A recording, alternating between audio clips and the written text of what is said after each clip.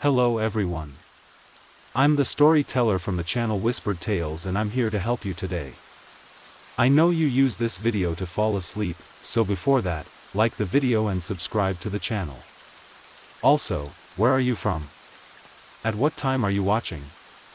Now, get comfortable and relax. I received the letter on a Tuesday. It had no return address, no stamp, just a soft parchment envelope slipped beneath my door sometime in the night. The handwriting on the front was spidery, precise, and somehow, familiar.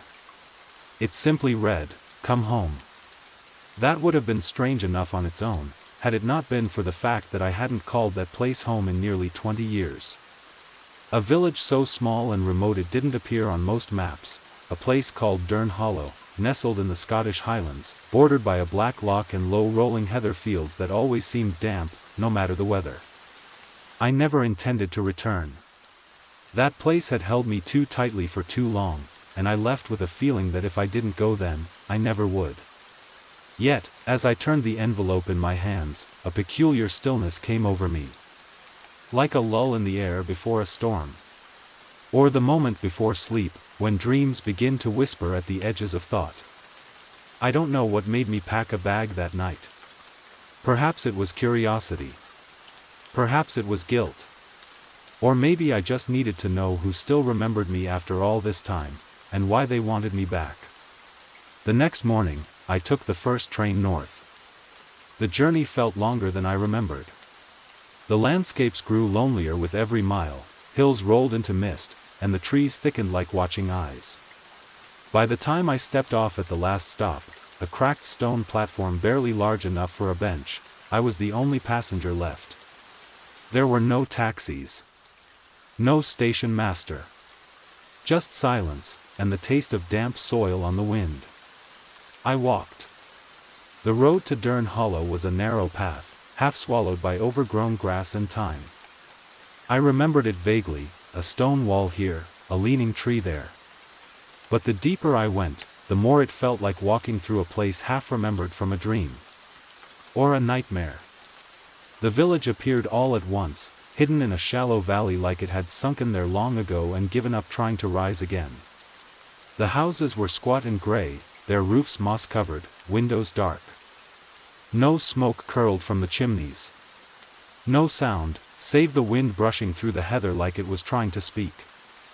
I stood at the edge of it all, heart tapping slow and uncertain, until I saw her. A woman.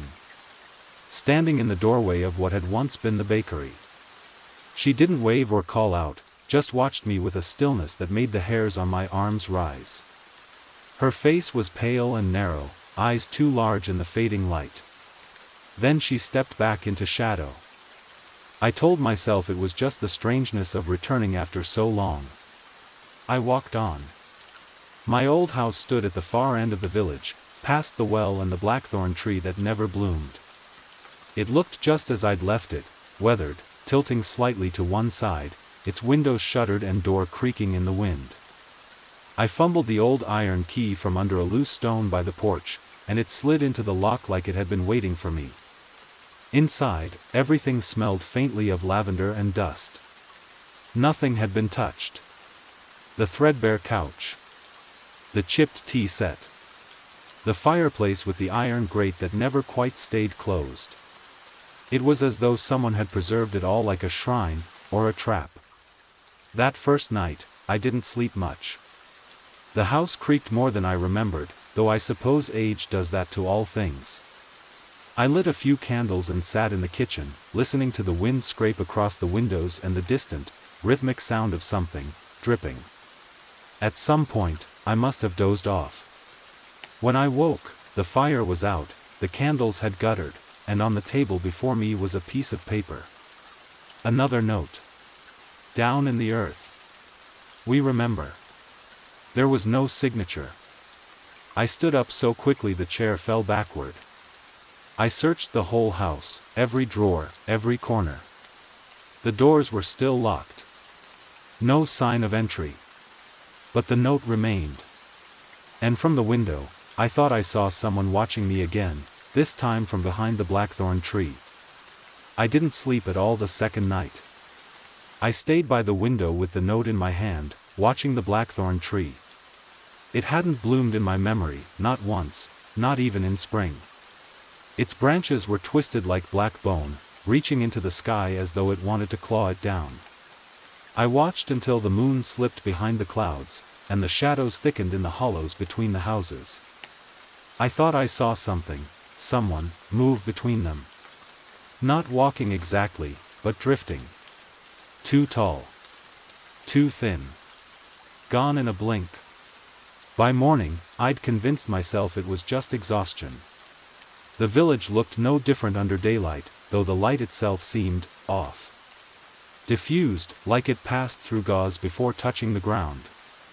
There was no sun, only a dull silver glow from above. Nothing stirred. Not a dog. Not a bird. Even the wind had stopped whispering. But when I stepped outside, I realized I was not alone. There were people in the village. Or at least, shapes. I saw them out of the corner of my eye, standing still at windows, halfway behind doors, unmoving like mannequins. They never waved. Never spoke. When I turned to look at them directly, they were gone. I walked past the well, though I could not bring myself to look down into it. I remembered the old stories, how the villagers once said the well had no bottom, that things whispered up from it on windless nights. Children would dare each other to drop stones into the dark, listening, listening, listening, but nothing ever made a sound. I went to the bakery next. The door was open now, swinging slightly. Inside, dust lay thick on everything. Empty shelves. Flour still on the counter, like someone had walked away mid-recipe, decades ago. And yet, I smelled bread. Fresh.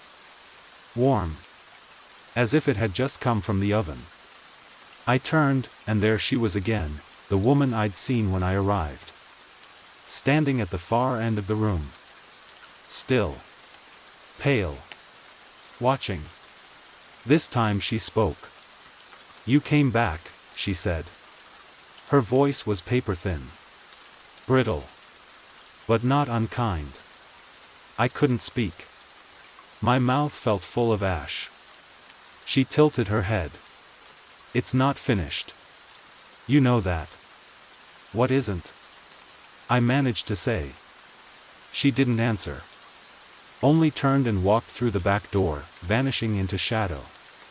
I followed her outside, but there was no one there. Only a narrow path leading into the heather fields behind the village. A path I had not seen before, though I had walked these grounds 100 times as a child. It led downward, into a shallow hollow between two hills. The air there was thick and damp, and the smell of soil rose around me like breath from something sleeping beneath the ground. At the base of the path was a stone, tall and crooked, covered in lichen and strange carved symbols. I touched it, and it felt warm. Then, behind me, I heard a voice. Low. Familiar. "I knew you'd come." I spun around, but no one was there. Only the wind had returned, faint and murmuring through the grass. It carried words I couldn't quite understand. Like a language I once knew, spoken through the mouth of the moor. That night, I dreamt of the house again. But it wasn't mine anymore. It had changed. The windows were boarded shut, but I could still see eyes behind them, dozens of eyes, all watching me as I stood on the path. The blackthorn tree had grown larger, its branches scraping the side of the house. And the well had no bottom. It opened wider and wider until the whole village could fall in. And just before I woke, I heard something rise up from its depths. Not footsteps. Not breathing. Something older. Something vast. When I awoke, the paper on the kitchen table had changed again. A new message, in that same spidery hand, "The hollow remembers you." And beneath it, a small sprig of black heather. Fresh. Damp. Still breathing with morning mist. I held the black heather in my hand until my fingers trembled. It shouldn't have been possible, the sprig was fresh, its tiny purple flowers intact, dew still clinging like tears. But nothing bloomed in Dern Hollow. Not anymore. I lit a fire, not for warmth, but for light. Morning or not, the house felt cold as dusk. The shadows didn't recede like they should have, they clung to corners and hallways, reluctant to leave. I tried to leave the village that day. I packed the few things I had brought, a toothbrush, a notebook, a sweater too light for Highland air, and I started back down the path that led out. But it had changed. Subtly, impossibly. The trees leaned differently. The road sloped in a way I didn't remember. I passed the same crooked milestone 3 times before I realized I was walking in circles. And then I saw her again. The woman. Not in the village now, but among the trees. Watching. "You can't leave," she said. Her voice was barely above a whisper. "Not until the ground speaks." I shouted at her, demanded answers, names, reasons. But she only turned, her dress whispering against the brambles, and walked into the forest like a ghost passing through memory. I didn't follow her this time. I ran back to the house. When I returned, the fire had gone out. There were footprints on the floor, small, muddy, leading from the back door to the table. On the table, another note, "It's underneath. Always has been." And beside it, a stone. Smooth. Flat. Warm to the touch. Not the warmth of the sun, but something deeper. Like it had come from beneath the earth. I didn't sleep. I couldn't. I sat by the fire, relit now, and waited. Listening. There was a sound beneath the floorboards. Not rats. Not wind. A pulse. Slow. Deliberate. Like the house was breathing. I got up and searched the cellar, though I didn't want to. The door creaked open with a sound like a groan, and the air inside was thick with dust and old wood rot. The steps were narrow and steep. I held a lantern, though it barely pierced the dark. The cellar hadn't changed, dirt floor, stacked crates, an old chest, but there was something new. A patch of the floor where the dirt had been disturbed. I knelt and brushed it aside. Beneath the soil, I found another stone. This one was carved. Not letters, not any alphabet I knew. Just spirals. Repeating patterns. Concentric lines that seemed to move when I looked at them too long. I felt dizzy. And then I heard the whisper again, closer now. Down. Always down. I don't remember falling asleep, but I must have. I woke in the cellar, the lantern long dead. There was no light, only the sound of something moving, not in the cellar, but beneath it. I scrambled up the stairs, tripping, gasping into the cold morning air that had crept into the house. And then I saw the blackthorn tree. It had bloomed. Tiny white blossoms, bone pale and swaying in the windless morning. Its branches twisted in new ways, curling toward the house like they were reaching for me. I stepped outside and stood beneath it. The ground was soft there. Wet. Not muddy exactly, but spongy, like something long buried had shifted beneath the roots. I pressed my heel into the soil, just once, and felt it, a hollow. An empty space. I returned inside and found a final note for the day, pinned to the inside of my door with a long, rusted nail. "You buried it, remember?" My breath caught in my throat. I didn't remember. But something inside me stirred. A faint tremor. A broken picture frame in the back of my mind, shaking itself into place. A dream, maybe, or something worse. There had been a night. A lantern. The heather field. A sound like digging. And something else. A voice. Not mine. Not hers. But mine after. I didn't leave the house for 3 days after that. I don't know if the sun rose or set, it was hard to tell in Dern Hollow. The light outside was always the same, dull, gray, indistinct. But inside, the hours stretched long, quiet, and heavy. The house seemed to hold its breath, and I matched it without realizing. I tried to write. Tried to make sense of what I had found. I opened my old notebook, the one I'd brought with me, and started to scrawl memories. Anything I could remember of the time before I left this place. There wasn't much. Faint images. The well. The hollow path. A song someone used to hum, low and circular, like a lullaby that didn't want to end. And one name, Elsbeth. I didn't know where it came from at first. It just appeared, scribbled at the top of a page I hadn't touched. Elsbeth. It made my stomach turn when I said it aloud. Like something old had shifted in me, displeased. The fire crackled lower than it should have. I added more wood, but the flames just flickered, as if reluctant. I began hearing noises again, not in the cellar this time, but in the walls. Soft tapping, like fingernails on wood. Rhythmic. Beckoning. That night, I dreamt of the heather fields again.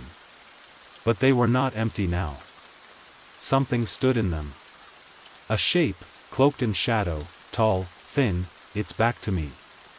It did not move, but I felt the pressure of its attention all the same. Felt it in my chest like a hand pressed flat against my ribs. The ground beneath it pulsed. The heather swayed, though no wind blew. I tried to speak, to ask who it was, what it wanted, but my voice had no sound. I tried to move, but the soil clutched my ankles. And still the figure stood. And then, it turned. I did not see its face. I refused to. My mind would not allow it.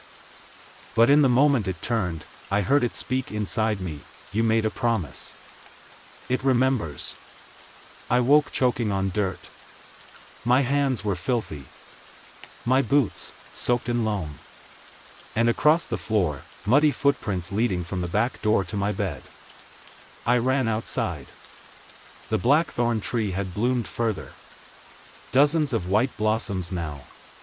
Some had fallen, and where they lay, the grass around them had died. Blackened rings in the earth. And around the trunk, the soil had shifted more, a mound now, shallow, like a grave too hastily covered.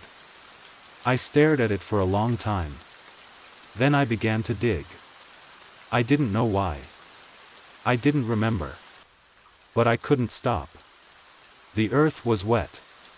Heavy. My hands blistered fast. I dug until I hit stone, a flat surface, like a lid. I scraped away the dirt around its edges.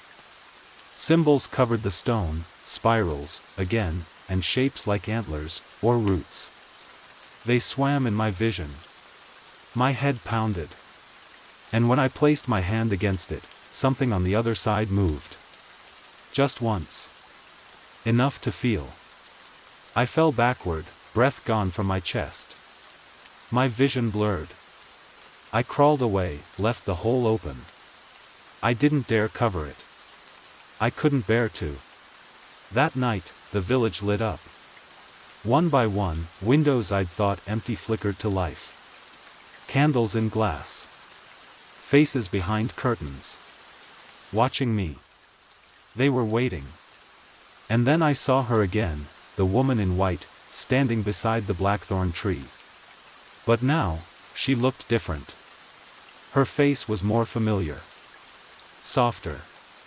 And I remembered her name, Elsbeth. My sister. Long dead. Elsbeth. The name was a wound now, raw and bleeding in the center of my thoughts. I hadn't spoken it in over 20 years, not since the day she disappeared. Not since the day I left Dern Hollow and never looked back. But there she was. Standing beneath the blooming blackthorn tree, white blossoms curling around her shoulders like mourning veils. She looked just as I remembered her, narrow face, dark eyes too large for her features, hair long and unbound. Only, she hadn't aged. I stepped toward her, but the wind rose around us, not loud, but thick, pressing against my body like invisible hands. She didn't move. Just stared, sorrowful, until I whispered, "I thought you were gone." Her lips parted, and her voice reached me like it traveled through water. "I was never gone. You left me." My legs felt weak. The memory was rising now, cold and wet, like something pulled from a well. It had been an autumn evening, just like this one. We were children. Elsbeth and I had gone into the heather fields looking for the old stone, the one everyone whispered about but no one dared approach after dark. They said the earth was thinner there. Said you could hear things through it. She'd gone too close. Said she could hear a song, something calling. She'd crouched beside the stone and pressed her ear to it. I remember her voice trembling when she said, "It's so lonely down there." I begged her to stop. I was scared. But the ground shifted beneath her. And she screamed. I reached for her hand. I held it.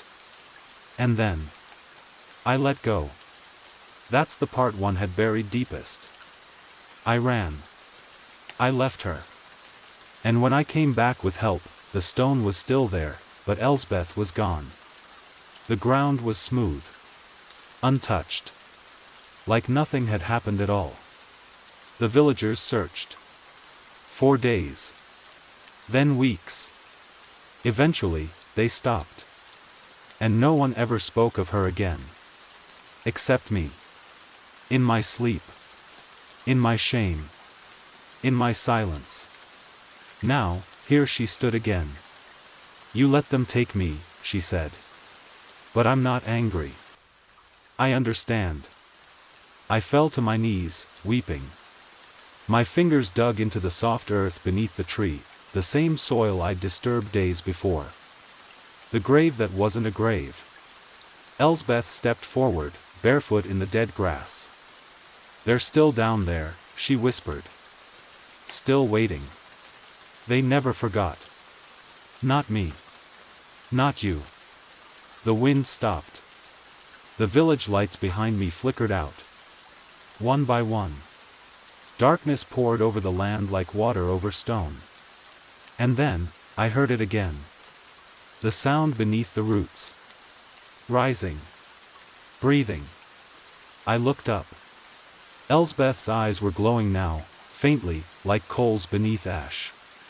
"You brought them back," she said. "You remembered."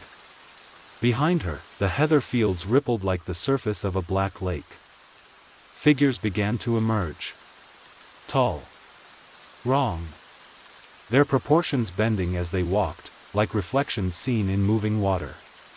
No faces, just hollows where eyes should be, mouths too wide, arms too long. They walked slowly, silently, toward the village. Toward me. Elsbeth reached out her hand. "I missed you," she said. And when I took it, the ground opened beneath us. Not with a crack or a crash, but a quiet sigh, as though the earth had simply grown tired of waiting. We fell. Together. There is no falling, not really. There is only descending, slowly, deliberately, as though the world forgets the weight of your body and instead guides you downward like a whispered command. That is what it felt like. Not a drop. Not a scream.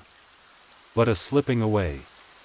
Elsbeth's hand in mine remained cold and solid as we sank beneath the roots of the blackthorn tree, the earth folding around us like a closing eye. It was not soil we moved through, not entirely. It was something older. Wetter than stone. Warmer than clay. It pulsed occasionally, slow and distant, like the sleeping breath of something with no lungs. I did not know how long we traveled downward, minutes, hours, days. Time did not pass here in any way that could be named.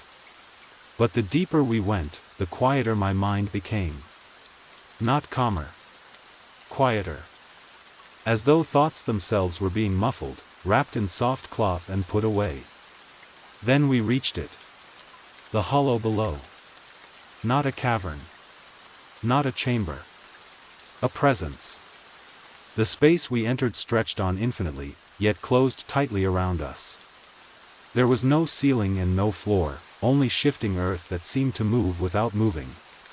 The color was wrong, not dark, not light, but the color behind your eyelids when you press on them too hard. Blood and shadow and memory. Elsbeth released my hand. She moved ahead through the space, her white dress trailing behind her like mist, vanishing at the edges. "They're waiting," she said. Shapes emerged from the dimness. Dozens. Hundreds. Standing still. Watching. Some wore the faces of villagers. Some had none. All were wrong. Not monsters, exactly, not grotesque or violent, but incomplete. As though they had once been human, but had forgotten how. Their skin shifted like wet parchment. Their eyes were too many or too deep. Their mouths opened, but did not speak. I recognized them. Not by name, but by guilt. The baker with no hands. The postmaster whose neck stretched endlessly toward the unseen sky. The child whose laugh I still heard in my sleep. These were the forgotten. The ones the village had let slip through the cracks. The hollow had kept them. And now it had me. I turned to Elsbeth, desperate to understand. "Why show me this?" She looked at me, and her face cracked, not physically, but emotionally. The calm, vacant mask she had worn since her return broke, and for a moment she was my sister again. "You brought them," she said softly. "With your forgetting. With your silence. Every memory buried in shame, they fed it. They grew down here. You knew, even then." I shook my head. "I was a child, yes. And you were afraid. So you left. And every day you lived without remembering became a gift to what sleeps below." A new shape approached. Taller than the others. Familiar. It wore my face. But not the man I was now. The boy I had been. Pale, hollow-eyed, fingers stained with soil. The boy who ran. He stepped close, eye to eye with me. His mouth opened, slowly, impossibly wide, and he whispered, "We're still down here." My ears rang. The sound was inside my bones, a resonance that brought blood to my nose and tears to my eyes. I fell to my knees, choking on soil I hadn't swallowed. And still, Elsbeth stood. "You have one choice," she said. "You always did." I looked up at her. "What?" "To stay. And remember. Or return. And forget." I hesitated. My voice cracked. "If I stay, you carry them. You hold them. All of them. And if I go?" Her eyes grew dark. "They will come with you." I looked around the hollow. The quiet watchers. The crooked faces. The shifting earth. All of it waiting. Not cruel. Not kind. Just hungry. "I don't want this," I whispered. Elsbeth kneeled beside me. She took my face in her hands, cool as damp stone. "No one does." And then she kissed my forehead, and all the light in the hollow vanished. When I awoke, I was lying beneath the blackthorn tree. Dawn was breaking. A real dawn. I could feel it in my skin. The blossoms had fallen. The grass was alive again. The grave beneath the roots was closed. There was no sign of Elsbeth. No footprints. No stones. No notes. Just the wind, finally moving again. I stood. My body ached. My hands were clean. But I remembered. All of it. The village was different when I returned. No longer silent. The windows were open. Birds stirred in the trees. The black heather had begun to bloom, cautiously, as though afraid to be seen. I walked past the well and did not look away. I passed the bakery, and smelled real bread. And I knew what I had to do. I stayed. I repaired the house. I walked the hollow path every morning. I lit a lantern each night and placed it in the window, for the ones still wandering. I did not run. And when I dream of the hollow. I feel it still, beneath the roots, beneath the stone, beneath me. But it no longer calls with hunger. It only waits. Quietly. Patiently. And I whisper back, I remember. The lantern still burns. Each night, before the wind rises and the light fades over the hills, I carry it from its hook by the door and set it gently in the window that faces the path, the one Elsbeth used to sit by as a girl, her chin resting on her knees, waiting for the weather to change. It's the same lantern I brought with me that first night I returned. The same one I dropped when I saw the note. The same one that burned low when the fire refused to warm the room. Its glass is cracked now, the metal dark with time and smoke, but the flame stays steady. As though it knows its duty. As though it remembers too. The villagers nod to me in passing. Some wave. Some leave offerings at the gate, bread, candles, sprigs of heather tied with twine. They never speak of what came before. But they know. They always knew. And I think, they remember now too. The hollow still stirs beneath the soil. I hear it sometimes when the world is quiet, in the hum of bees near the stone wall, in the rustling of dry leaves in the windless air. A slow, low rhythm. Not threatening. Not even mournful. Just present. A second heartbeat beneath the skin of the world. I speak to it sometimes. Not aloud. But in small ways. I tend the blackthorn tree. I leave a basin of water beneath its trunk. I sing the song Elsbeth used to hum, low and circular, soft as breath. When the fog is thick and the stars feel close, I walk the heather fields barefoot and leave the path behind, just for a while. And I listen. That's what it wants, more than anything. To be listened to. To be remembered.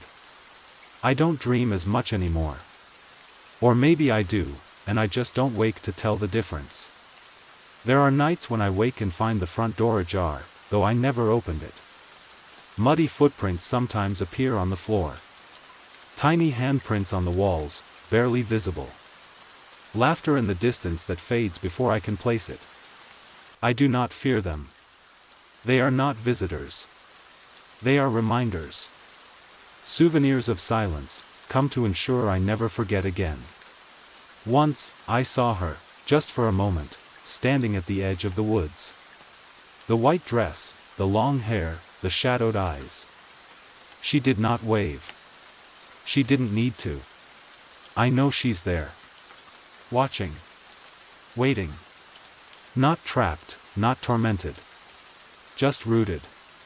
Like the tree. Like the memory. Like the hollow itself. And so, I stay. I light the lantern. I keep the path swept, the heather trimmed, the stone uncovered. I remember. And that's enough. Because some places, some people, are not meant to be forgotten. And if they are, they'll come back to remind you. One dream at a time.